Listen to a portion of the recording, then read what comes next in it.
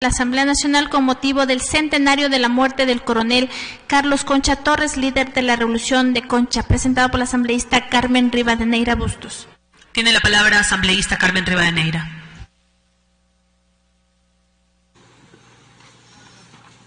Sí, compañera presidente, encargada de dirigir esta reunión, esta sesión. En efecto, como lo manifesté en la presentación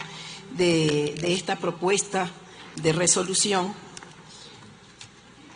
el viernes 12 de abril se cumplieron 100 años del fallecimiento del coronel Carlos Concha Torres. Carlos Concha Torres nació el 11 de agosto de 1864. Fue hijo del cónsul general de Nueva Granada, agricultor y comerciante, Uladislao Concha Piedrahita, y de doña Delfina Torres de la Carrera.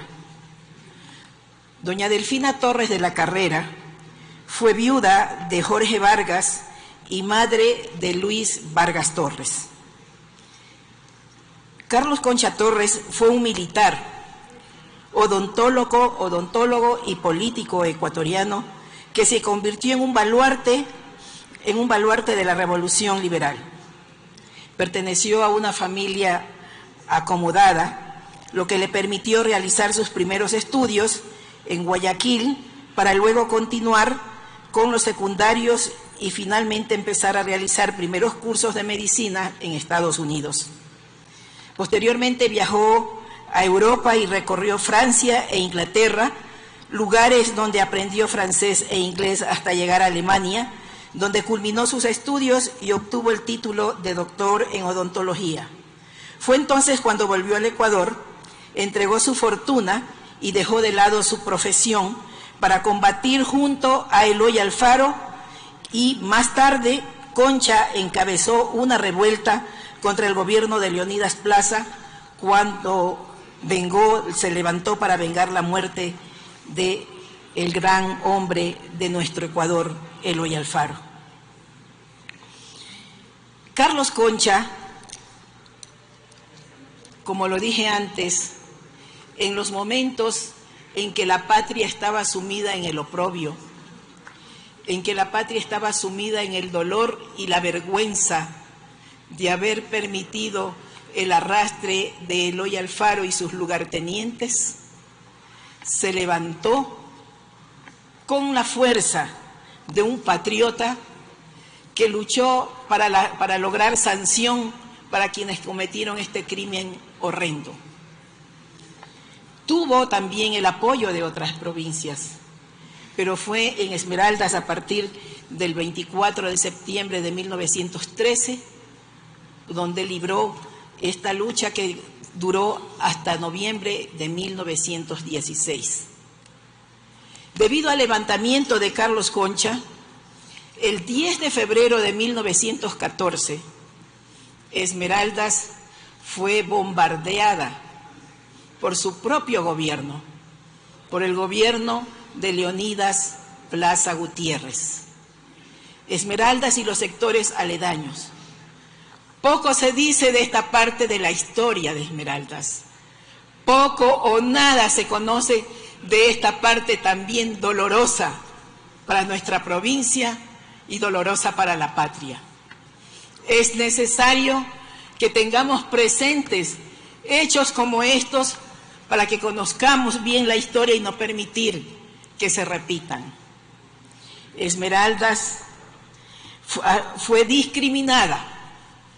a lo largo de los años después de ese levantamiento por todos los gobiernos. Yo recuerdo que en 1964 fue la primera vez que pude llegar por vía terrestre casi un camino vecinal a Esmeraldas. Por eso, en el año 2017, pedí en esta asamblea, en este hemiciclo, ese apoyo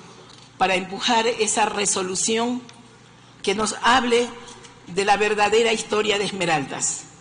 para que se diera la reparación histórica de Esmeraldas, donde la historia de Carlos Concha es una historia que debe constar, para que la conozcamos y la reconozcamos en todo el país. Esto me lleva hoy a presentar ante ustedes esta propuesta de resolución, para que esta asamblea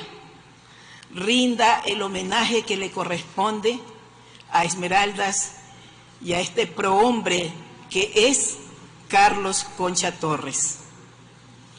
Carlos Concha Torres fue gobernador de Esmeraldas durante 3 años, 1895, 2 años largos, 1897. Carlos Concha Torres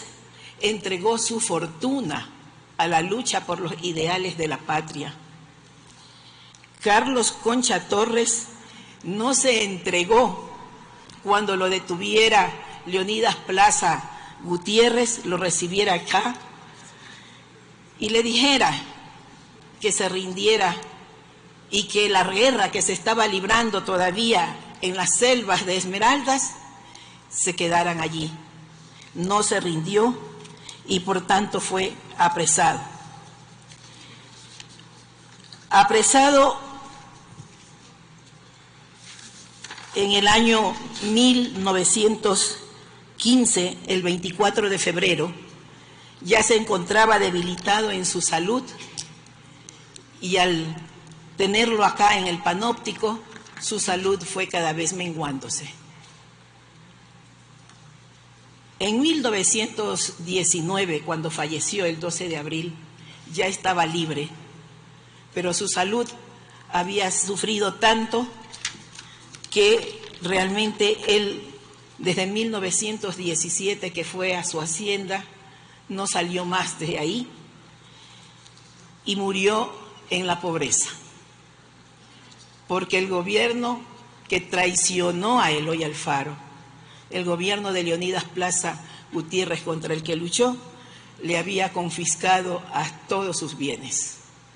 aparte de aquellos que él había entregado a la lucha por los ideales de libertad. Por esta razón y muchas otras, por aquella sobre todo tan importante de levantar la dignidad nacional, de levantar el pendón del honor, de levantar el espíritu del Ecuador caído en esa muerte de Eloy Alfaro, por esa posición firme que le llevó hasta la tumba, sin claudicar en sus principios, leal a sus principios, sin bajar la cabeza, sin atemorizarse frente a la traición y los traidores. Carlos Concha Torres merece ese espacio en el país, ese espacio que los prohombres en esta hora y en todas las horas de la patria tienen que ser levantados precisamente por esos valores y principios que son de defender a aquellos en los que se cree y ser leales a la posición que se ha sostenido, no porque se ha estado en un gobierno, sino porque se han defendido principios. Por esta razón yo propongo que se apruebe esta resolución que tiene tres artículos, entre ellos el que señala de reiterar la exhortación formulada al Ministerio de Cultura y Patrimonio y al de Educación por esta Asamblea Nacional en resolución adoptada el 14 de noviembre de 2017, para que, como parte de la reparación histórica, se estudien, conozcan y reconozcan todas las historias y consecuencias de las luchas del pueblo esmeraldeño, de manera que en los contenidos educativos se imparta el conocimiento sobre la heroica resistencia del pueblo de Esmeraldas, que en aquel momento trágico de la historia del país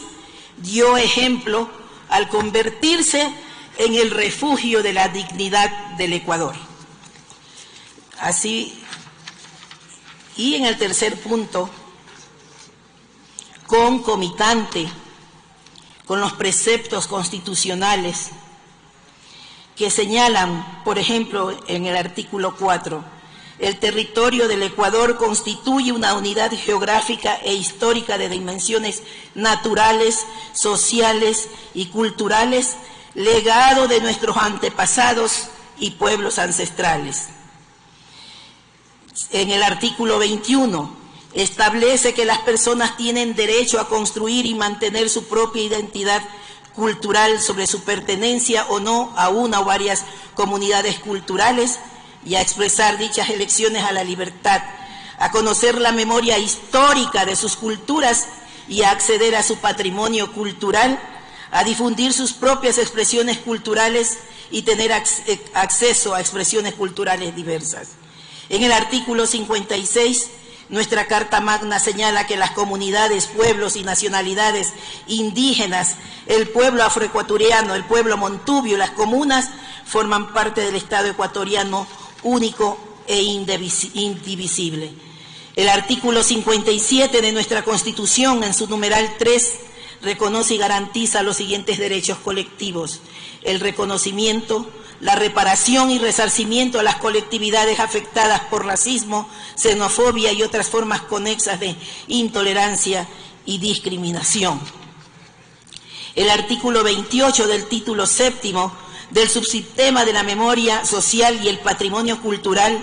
de la Ley Orgánica de Cultura señala: de la memoria social es la construcción colectiva de la identidad mediante la resignificación de hechos y vivencias socialmente compartidos por personas, comunidades, pueblos y nacionalidades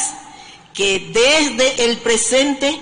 identifican y reconocen acontecimientos, sucesos y momentos de trascendencia histórica, arqueológica, antropológica o social. Por eso, basada en ello y en los hechos históricos que brevemente he resumido, en su tercer numeral señala exhortar a que desde el Ejecutivo, a través de las instituciones correspondientes, se tomen las medidas necesarias para que, de acuerdo con la resolución del 12 de noviembre de 2017 y los respectivos preceptos constitucionales, se resarza integralmente al pueblo esmeraldeño del inmenso daño ocasionado por el Estado ecuatoriano a través de la acción del gobierno de Leonidas Plaza y por la indudable omisión histórica que ha privado a la ciudadanía esmeraldeña de ser reconocida por la trascendencia de la acción de sus connotados antepasados y ser beneficiario de lo que esto comporta y significa. Compañeros, compañeras,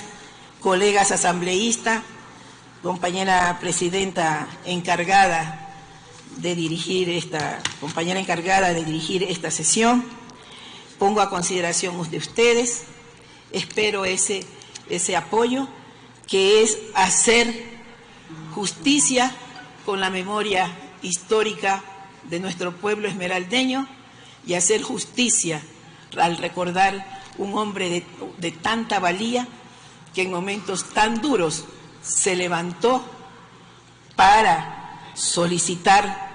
para hacer que se sancionen a quienes habían traicionado los más altos intereses de la patria. Gracias.